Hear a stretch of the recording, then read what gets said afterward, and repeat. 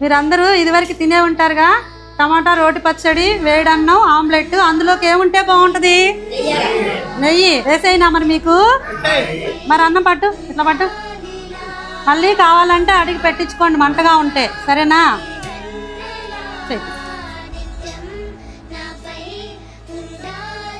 ఇంకా అడగండి అంకుల్ కావాలంటే, మంటగా ఉన్న పచ్చడి ఉంటే. అంకుల్ కలిపేశాడు కూడా.